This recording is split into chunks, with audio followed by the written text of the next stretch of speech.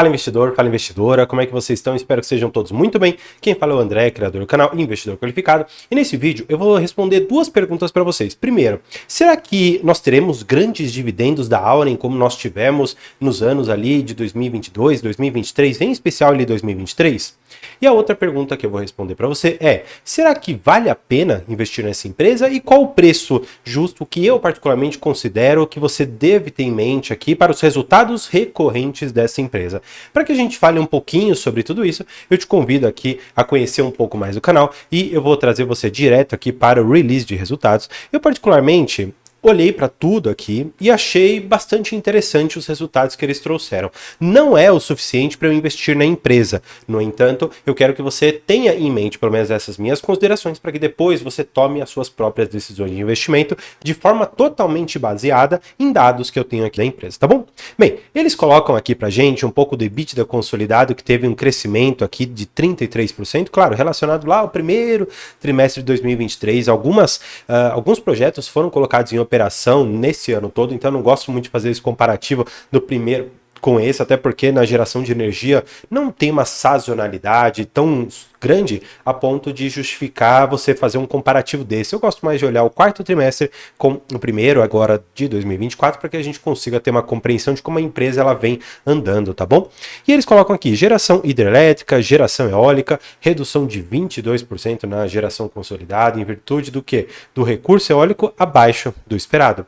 Não é novidade deste investimento, na verdade, outros tantos investimentos de geração de energia têm trazido aqui comentários, têm tecido aqui comentários a respeito da baixa força dos ventos que tem gerado aqui uma menor produção de energia eólica. É algo normal, vamos dizer assim? Não, não é algo normal, porque existem estudos relacionados àquela área que é colocada, aquela geração eólica, e eles têm ali a sazonalidade do vento. Agora, quando vem muito abaixo, bem, alguma coisa que saiu do previsto, e 22% me parece que saiu algo do previsto, pelo menos aquilo que tinha de estudo. É algo que você tinha que ter em mente? Sim, porque recursos naturais, e naturalmente pensando aqui no vento como uma atividade natural, nós não temos como controlar. É diferente de uma comporta lá numa geração hidroelétrica que é simplesmente você abrir e que a turbina começa a girar porque a água está lá. É algo bem diferente, tá bom? Mas, de qualquer maneira, a geração hidrelétrica veio levemente abaixo devido a um cenário hidrológico mais recessivo. Não é novidade também. Tanto lá na S Brasil quanto aqui na própria Auren, eles trazem que a geração hidrelétrica veio um pouquinho abaixo, até porque os reservatórios tiveram uma menor precipitação, ou seja, choveu menos na região do que esperado. Então isso afetou tanto a Auren, acredito que deve ter afetado a Engie também, e afetou aqui a S Brasil também. Seguindo aqui um pouco, né, eles fizeram um pagamento de 400 milhões de dividendos em março de 2024. A comercialização aumentou. Eles trouxeram os preços médios aqui, aí eu queria que você fizesse um comparativo, até vou deixar no card final aqui dos vídeos, para você fazer um comparativo com a S Brasil, para você ver qual que é o custo médio que eles estão vendendo energia. Só para você ter um parâmetro, o custo de energia, vamos assim, considerado no mercado regulado, ele está em mais ou menos ali R$ 61 o megawatt-hora, que é o limite que a Enel ela prevê ali para os contratos. Então, vamos dizer assim, aqui nós estamos um pouquinho acima do dobro. No entanto, se você for pensar que estamos no mínimo, é bem problemático, especialmente para geradoras. Eu particularmente já tenho sustentado há um tanto tempo que as geradoras vão começar um momento de resultados mais fracos, ruins, um pouquinho, mas por conta da geração que está melhorando, tanto na eólica, solar e hidrelétrica, nós estamos tendo um excesso de energia no mercado. E, consequentemente, quando você tem um excesso de produto no mercado, o preço, consequentemente, também cai. Claro, quando que esse cenário vai virar? Quando nós tivermos uma crise hidrelétrica, ou vamos dizer assim, uma crise hídrica que gere menos capacidade de geração de energia através das hidrelétricas que nós temos. E aí sim, esse preço vai lá para cima. As que têm a capacidade de continuar gerando vão ganhar muito dinheiro, porque esse valor vai pular lá para os 400, 500. E se você tiver uma parte que você consiga manusear, você não tenha contratos que prendam ali você, seria até que interessante, tá bom? Eles colocam aqui um pouco do crescimento Greenfield com dois projetos, né? O Sol do Piauí e o Sol de Jaíba. Tem aqui as capacidades de cada qual, mas vamos convir que a Auren, no geral, ela é quase que inteira de geração hidrelétrica ainda. A parte aqui da geração, vamos dizer assim, nova, que seria a eólica e a solar, estão começando a trazer alguns resultados, tá bom? Eu achei interessante que eles trouxeram aqui o fluxo de caixa livre. Claro, cada empresa pode fazer essa conta de uma forma diferente, então eu prefiro depois fazer a minha própria. Independentemente disso, você tem que ver que em termos de fluxo de caixa livre, ela não conseguiu gerar caixa. Ou seja, significa que quando você pega o caixa operacional e você subtrai o caixa de investimentos da empresa, você tem aqui o fluxo de caixa livre e nesse caso os investimentos superaram aquilo que foi o operacional da empresa. É basicamente isso, mas claro, depende de como que a conta é feita aqui, tá bom? Bem, para a gente dar uma certa cor para alguns dos questionamentos que eu trouxe, primeiro, será que essa empresa ela continuará pagando aqueles grandes dividendos? Que dividendos que eu estou falando? Estou falando desses aqui. Em 2022, ela pagou apenas 10 centavos, né? Pagou aqui 100 milhões de reais. Agora, em 2023, ela pagou algo bem expressivo. Foram 3 bilhões de reais, o que gerou 3 reais aqui por ação durante o ano de 2023. Agora, em 24, pagaram 40 centavos, 400 milhões de reais. Só para você ter uma base, como a conta é redondinha, você tem que saber que a Auren ela tem 1 bilhão de papéis. Então a conta fica bem fácil da gente fazer, tá bom? Beleza, eu entendi aqui os dividendos. Agora, eu não posso diretamente olhar para o lucro e pensar, poxa, eu posso projetar isso aqui. Calma, você precisa compreender como é que é a política de dividendos. E é isso que eu vou trazer para vocês. A destinação do lucro e dividendo obrigatório. Eles colocam que o dividendo obrigatório é 25% do lucro. Maravilha. Então, se ele deu 1 bilhão, ele vai distribuir 250 milhões de lucro. Maravilha, é isso aqui.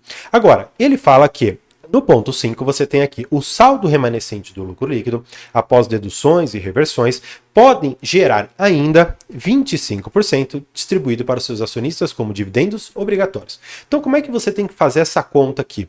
Vamos supor que ela gerou 1 bilhão. Ela vai pagar ali 25% dos dividendos obrigatórios. Maravilha. Aí depois ela vai passar por alguns itens, como reservas legais, ela tem também reservas estatutárias, ela tem outras tantas aqui, reservas de investimento, reservas de doação, tem vários aqui, depois você pode dar uma olhada. Depois que você deduziu tudo isso aqui, você vai ter um determinado valor. Em cima desse novo valor, você vai poder pegar outros 25% para você ter novos dividendos. Então não é que você vai pegar o lucro e somar esses dois aqui e ter 50%, porque você primeiro tira o dividendo, passa pelas reservas e o resultado, depois dessa subtração toda, é o valor que você vai poder ter, o que geraria, entre aspas, alguma coisa perto ali dos seus 40%, seria algo bem factível aqui da gente compreender, tá bom? Bem, depois que você entendeu isso, que no máximo, assim, no melhor cenário, nós teríamos ali 40%, 50% de distribuição de dividendos, a gente já consegue ter alguns panoramas aqui, tá bom? Bem, como você viu, o lucro líquido da empresa ficou em 253 milhões de reais, isso no primeiro trimestre de 2024. Se projetarmos esse mesmo crescimento para frente, significa que para 24 nós teremos 1 bilhão de lucro. O que, se eles distribuírem 50%, geraria outros 50 centavos. André, essa é a expectativa que eu devo ter? Será que eles distribuíram aqueles 40 centavos, mais esses 50? Será que é só isso que eu vou receber? Bem, eu já vou te antecipar que é muito provável que não. Por quê? Aqui, quando você vai para o fluxo de caixa livre da empresa, ou fluxo de caixa no geral, você vê que ela pagou aqui esses dividendos de 399 milhões, né, que os 400 que ela falou. No entanto, ela tem ainda no período 3 bilhões, advindos muito daquela indenização que nós conhecemos bem da usina Três Irmãos. Fato é que se ela quiser distribuir todo esse valor, nós temos aqui aproximadamente mais R$3 por cada uma das ações que nós temos. Então é possível que em 2024 distribua 1,50? É possível. É possível que em 25 vai distribuir outros 1,50? Sim, é possível. Pode ser que faça tudo em 24, tudo em 25, ou pode ser que ela não distribua. Ela decida simplesmente pegar esse valor e quitar boa parte das dívidas que ela tem. E para a gente dar uma olhada, especialmente aqui nas dívidas da empresa, você precisa ver o nível de alavancagem. Ou seja, ela tem uma dívida líquida de 3 bilhões. Fato é que a empresa ela prefere ter essa alavancagem do que simplesmente quitar, e de uma forma estrutural é bom que a empresa ela tenha um nível saudável de alavancagem. Só não pode fazer o seguinte: como que você compõe a dívida líquida, né? A dívida líquida é a dívida bruta menos os caixas que a empresa tem. Então, caixa é equivalente de caixa. Depois disso tudo aqui, você tem, enfim, a dívida bruta, que é 3,4. Se fizermos a conta ao contrário, a gente pode fazer o seguinte, olha, nós não sabemos quanto que é a dívida bruta, isso aqui é o que a gente quer saber. Agora, eu sei que eu tenho de caixa aproximadamente 3 bi. Agora, se eu somar com esses mais 3,4, significa que eu tenho 6 bilhões e 400 milhões para quitar. Então, o que eu particularmente gostaria de ver da Auren? Eu gostaria de ver ela utilizar esse caixa para pagar o máximo que ela tiver dessa dívida. Porque depois, se ela depender apenas da própria geração de caixa para pagar, já fica mais complicado. Vamos fazer algumas contas simples. Se eu pegar o EBITDA anualizado, eu vou pegar 360 milhões vezes 4, que daria 1 bi 440.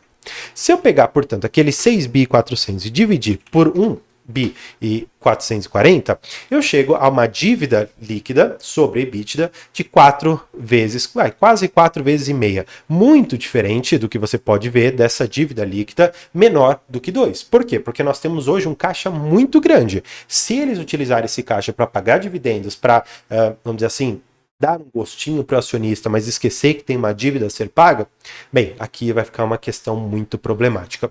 O resultado em si não foi muito surpreendente, você pode enxergar no geral aqui que o lucro subiu, considerando trimestre contra trimestre aqui, 10%. Se formos colocar o efeito inflacionário apenas do CDI aqui, vamos dizer assim que ficou praticamente no 0 a 0, tá bom? Se for colocar o IPCA, e aí fica meio que equalizada a conta aqui quando a gente faz esse comparativo. Gostaria que tivesse os números aqui do quarto trimestre, pelo menos para a gente fazer as contas de olho aqui bem rapidinho. Independentemente disso, você deve estar se perguntando, tá bom, André, você já provou que existe a possibilidade dela pagar aquele 1,50. Só que você também comentou que é muito mais provável que ela fique girando naquele caixa que ela está já ali das suas operações trazendo para dentro e geraria alguma coisa próximo a 50, 60 centavos, desconsiderando aquele pagamento que aconteceu em maio, tá bom? Então, nós podemos fazer aqui algumas contas, também bastante simples, são métodos ali, especialmente que a AGF usa. Então, vamos pegar esses 50 centavos e vamos dividir por 6%. Então, nós chegaríamos a um preço de R$ 8,33, que foi muito próximo a dois métodos que eu utilizei. Eu fiz o fluxo de caixa descontado dessa empresa e fiz um outro método um pouco mais simples de projeção de receita futura. Independentemente do método que eu utilizei, eu cheguei a preços muito parecidos. Um deles foi R$ 7,89, o outro deles foi R$ 8,20.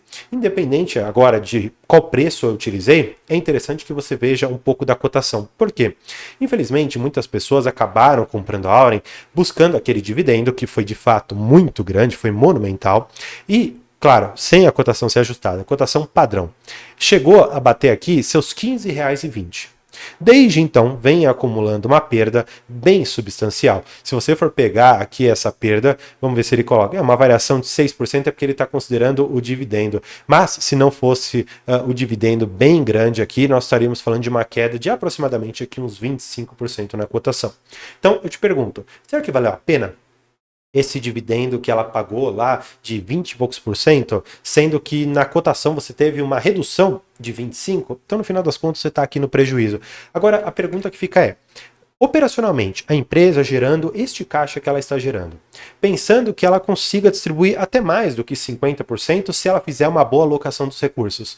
Você acha que vale a pena investir nessa empresa? Deixa aqui nos comentários, gostaria muito de saber. E eu vou deixar para vocês também aqui a nossa área de membros e outros 2 vídeos para você continuar acompanhando o meu canal. E claro, não se esqueça de se inscrever. Estou aqui exatamente com 7.065 inscritos. Conto aqui com você para eu conseguir até o final do ano chegar a 10 mil. Então, muito obrigado, por hoje é isso e tchau!